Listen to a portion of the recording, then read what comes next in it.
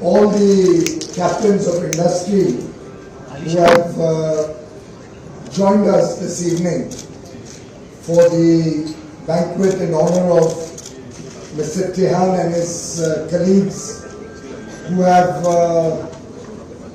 really been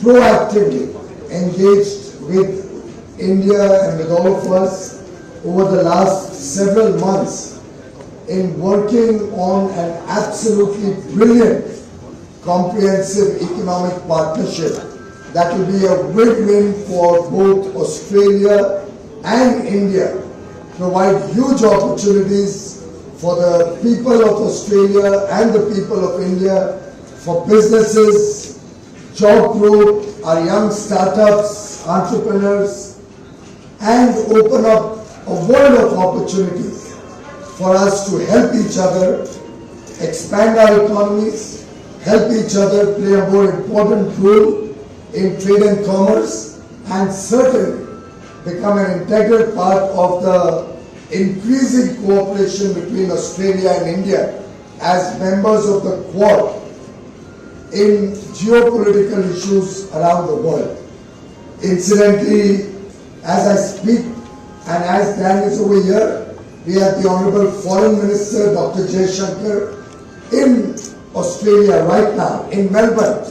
That's his home state, where the Quad ministers, the foreign ministers of the Quad, are engaged in very serious deliberations to further the interests of India, Australia, Japan, and the United States, and also, I would say in some sense, to further the interests of all the people of the world.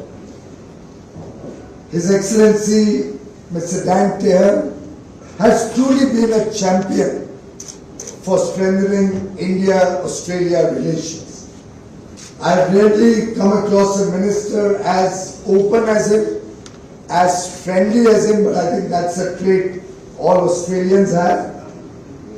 And somebody who's very compassionate, even when we are negotiating as two countries.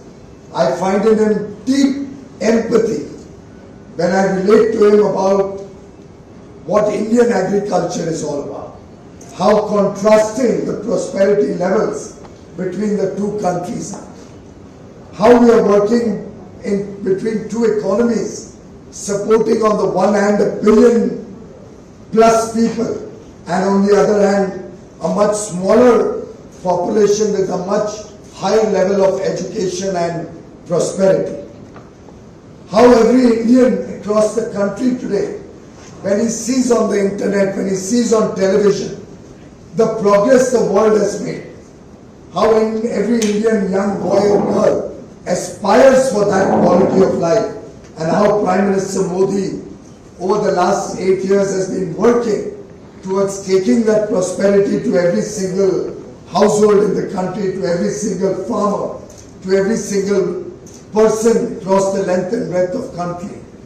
And in our negotiations, I find Dan as a very, very concerned participant, somebody who's willing to let go a lot of the things that probably the officials or the bureaucrats would never agree to, given his sensitivity to the Indian condition. Thank you very much, Dan, for all your cooperation and support in our discussions and your understanding of the Indian situation. These have been challenging times for the whole world, and truly his commitment to work with India, the proactive approach. This is incidentally his second visit as a part of our trade negotiations, his third visit. Earlier he came in as the education minister, and we are also bringing education into the center stage of our negotiations because of his deep understanding of education and the new education policy that the government has recently unveiled, which has opened up a world of opportunity for students of both countries to learn from each other, to help our universities engage with each other, to attract Australian students also to India, as to thousands of students who go to Australia and study there and find quality education, which opens up huge opportunities for our students. Ladies and gentlemen, Australia and India are natural partners, natural allies. We are two democracies. We are two countries which believe in the rule of law. We are two countries which want to strengthen transparency in our work or our engagement with each other. And these shared principles of trade and commerce is what brings us closer together, apart from our shared love or competition in the cricket field. And I'm quite sure that going forward, the opportunities that this agreement will open up for businesses in both countries will take our bilateral trade, which is currently at about $20 billion a year, to much, much higher levels. I'm not venturing a guess or a target today, but I think all of you who know me know that my targets are always a little beyond the ordinary. So I can assure you that we are working together to expand this relationship multifold. But the real targets will come once we've sorted out our agreement and once I can get a sense from all of you, stakeholders, to this relationship of where we can go. Incidentally, I don't know how many of you are aware, we both also share a common interest on 26th January. Our Republic Day is also celebrated as Australia Day, as the National Day in Australia.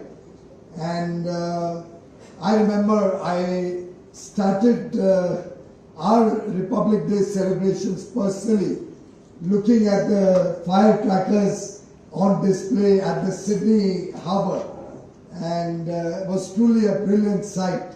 I was of course quarantined at that time, so I had all the time in the world to enjoy their celebrations as I enjoyed ours, albeit both on television this time.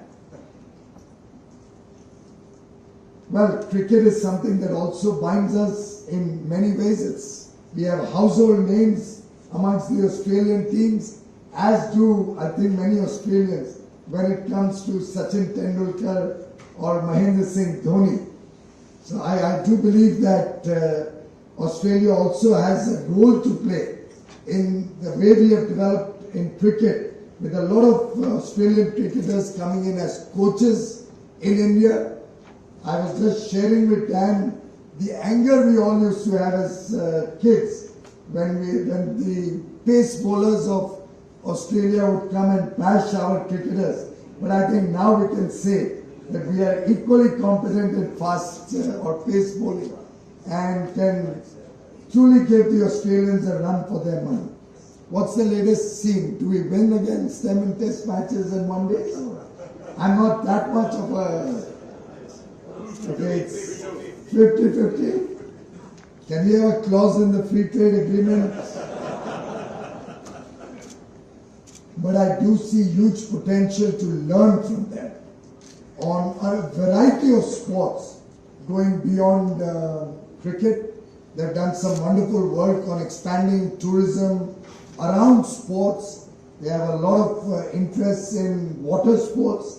And I think India, with its large coastline, can certainly learn a thing or two out of the Australian playbook on sports. Of course, we also share a lot of interest in our culinary habits. They have some wonderful television series. I think MasterChef Australia is something that is keenly watched around the world. It's connected a lot of Australians with Indian food also. And one of the judges, I'm told, Craig Mehigan of the MasterChef Australia series, has been a vocal advocate of Indian dishes, especially vada pav from Mumbai or Maharashtra and dosas from South India. Today, our economic linkages are based not only on cost of doing business, not only on the competitiveness that we bring to the table in different areas, but it's on the pillar of trust that Australia and India are engaged. And I do believe our ties, given the strong personal bond that Prime Minister Scott Morrison and Prime Minister Narendra Modi have built over the last few years, and the deep relationships that at the ministerial level, at the official level, and at the people-to-people level we have built with Australia will help us as we move towards a much greater engagement with Australia in the spirit of transparency, with a spirit of trust between the two countries, and our desire to have resilient supply chains which will stand the test of challenges that the world may face in the future. Today, India is on the path to achieve Atmanirbhar Bharat, a self-reliant India. As I shared with Minister Tehan, when we talk of Atmanirbhar Bharat, we talk of greater engagement with world economies. We talk about a resurgent India engaged with the rest of the world from a position of strength on the basis of reciprocity. But I also recognize that free trade agreements and greater economic relationships are a two-way traffic. Every country can't be the best or the most cost competitive in every field. Every country will have areas of strength which we should engage with, areas in which different countries bring more to the table, and India wishes to have an open economy, an economy that believes in expanding relationship and trade on a two-way basis in such a manner that areas where Australia would have greater strength or competitive or comparative advantages, we will welcome into India, and areas where we can offer more to Australia, Australia will welcome. And in that spirit of accommodation, I would like to share with you that we've had some wonderful engagements between the two of us, between our teams, and I can assure you that you have a very, very strong partnership in the making, which will be finalized over the next 30 odd days. That's the kind of aggressive timelines that Minister Tehan and I have set for our teams today. One of his colleagues was mentioning he was up till 3 a.m. yesterday working on some parts of the agreement to prepare for today's meeting. I can assure you both teams are going to have sleepless nights in the next 30 days. And I'm quite confident we'll come up with some very, very exciting news for businesses in both countries. Ladies and gentlemen, tomorrow we shall also be executing a memorandum of understanding in the field of tourism, which would enhance cooperation and encourage expansion of bilateral relations in tourism. I'd like to thank Mr. G. Kishan Reddy, the Honorable Minister of Tourism, and Mr. Arvind Singh, the Secretary of the Ministry of Tourism, and a very, very dear friend of mine for over 20 years now, and a colleague from Maharashtra who was instrumental in making this happen. And I'm sure this will set the pace for our further engagement also in the field of tourism. We are also looking at substantial opportunities across sectors like mining, pharma, health, education, renewables, railways, gem and jewelries, tourism of course, defense, textiles, something very dear to me, and then that's non-negotiable. Very, very, very important to anything else that we are discussing. I'm also happy to share that the Finance Ministry and the Treasurer are engaged in very aggressive dialogue to resolve a long pending issue between the two countries. Dan has brought with him very, very good proposals to resolve that issue. And I'm quite hopeful that we will also have that as a part of the early harvest agreement that Australia and India are trying to finalize in the next 30 days. It will be one of the fastest negotiated free trade agreements that has ever been done by India or by Australia, two large economies. Of course, it's an early harvest, but it covers a very, very wide span of issues and would almost, I think, in some sense, cover most areas of interest that both countries have. Some of the text on some of the other chapters and all, and a few sensitive issues would remain for the final agreement, which we would hope to complete over the next 12 or 18 months after the early harvest gets into operation. In conclusion, and I think I've been very long, surprised one of my team members hasn't sent me a notice. But I think from startups to sustainability and from security to supply chains, the scope of the India-Australia partnership is immense.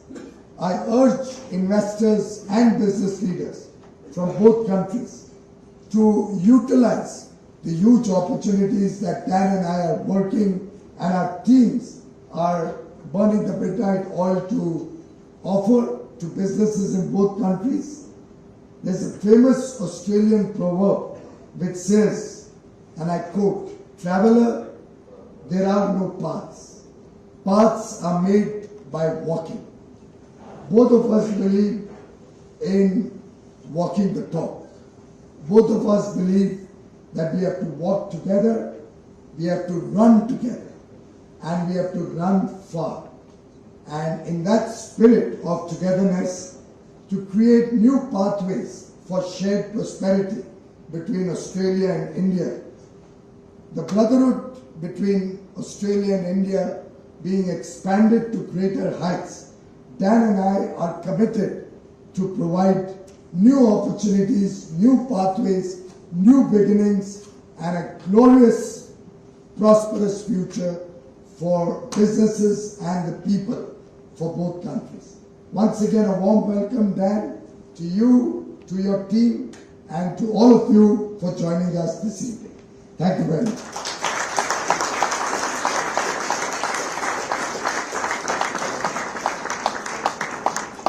Thank you so much, sir, for your kind words. Now, I'll request Shri Dan Tehan, Minister of Trade, Tourism and Investment, to kindly share his views with us.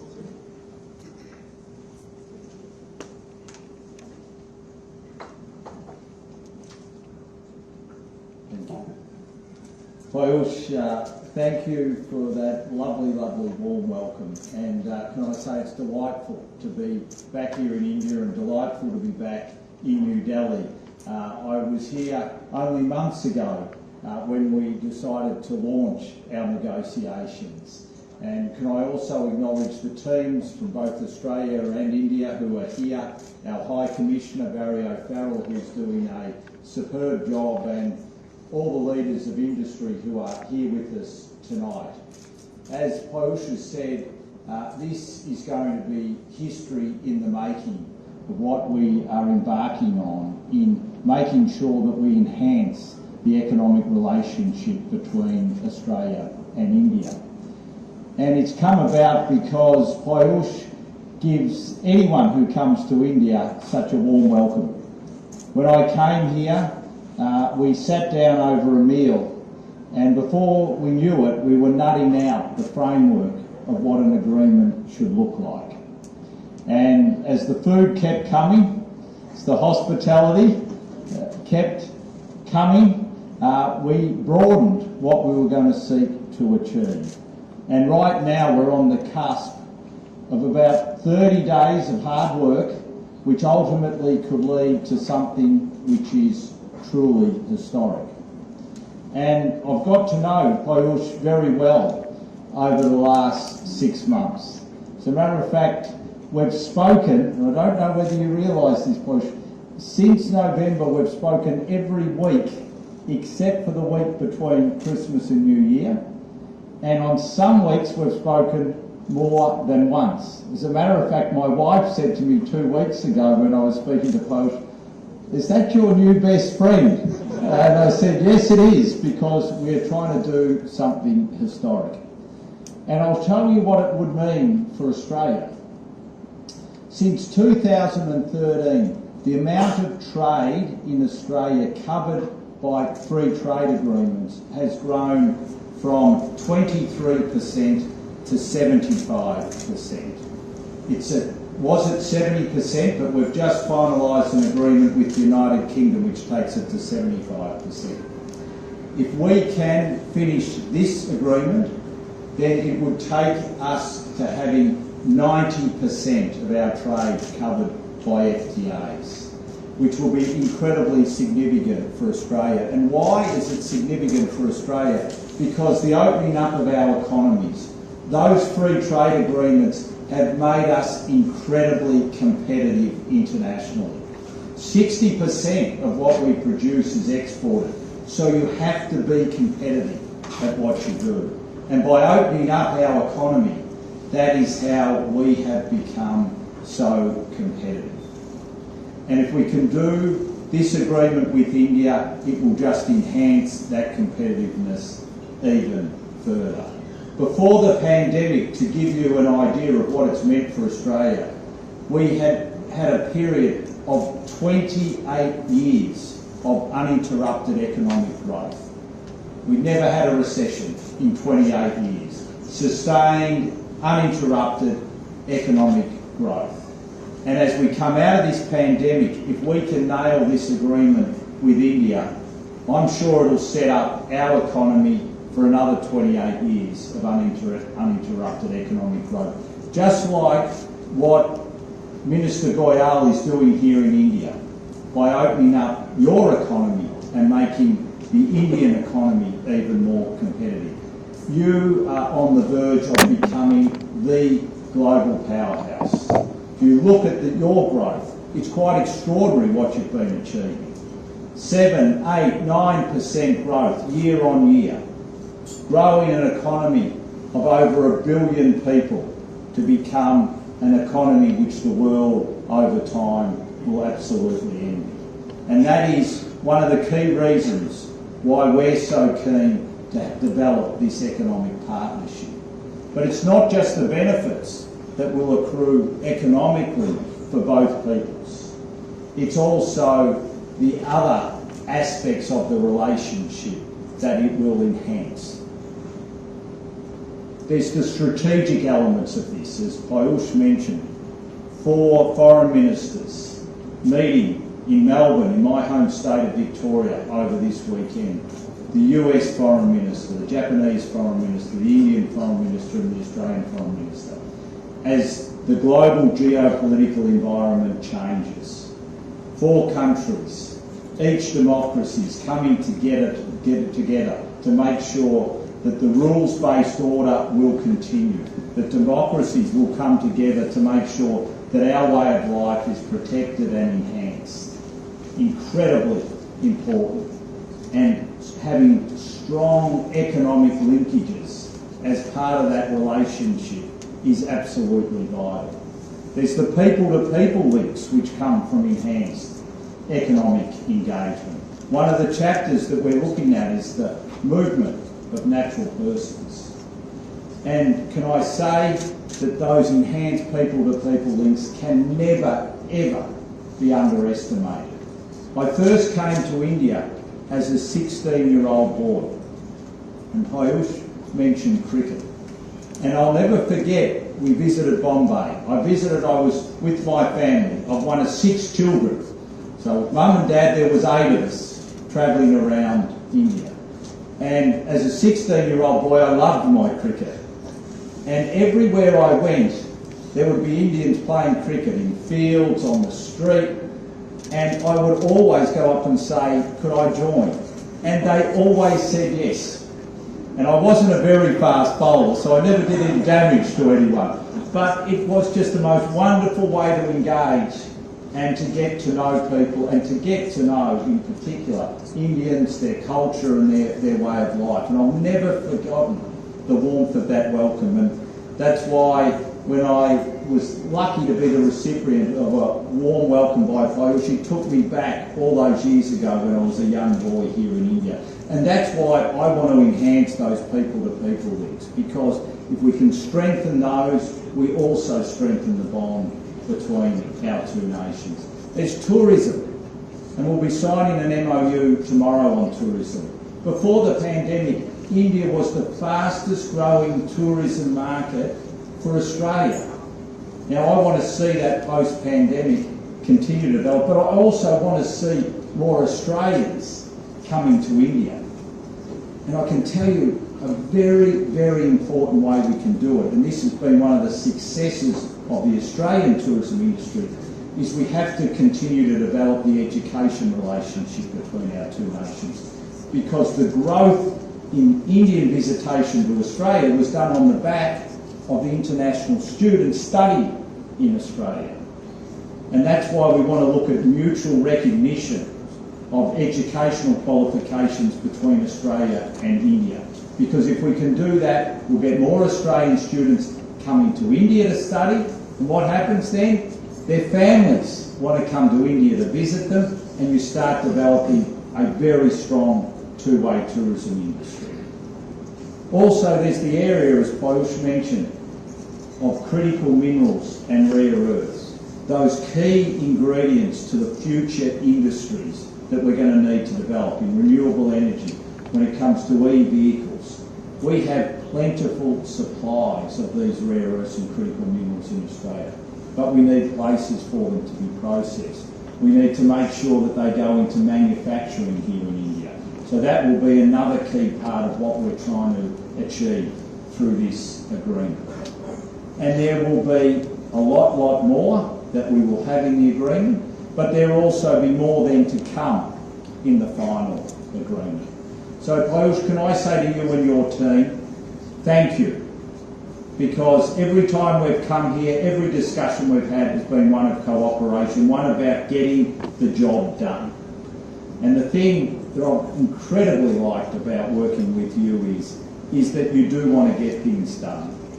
Whenever we meet with our teams and it's like, oh, well, we're stuck here and we're stuck here, you want to get somewhere in the middle so that we get an outcome. And it's exactly what I want to see. In our jobs, we're both politicians. We like, in the end, to be able to announce things. So while it's great negotiating, we don't like negotiations going on forever, because by the time they conclude, we've moved on to different pastures. So we want the agreement done while we're both ministers, so that we can sign it. And that means we want it done quickly, but we also want a quality agreement. Quality and quick.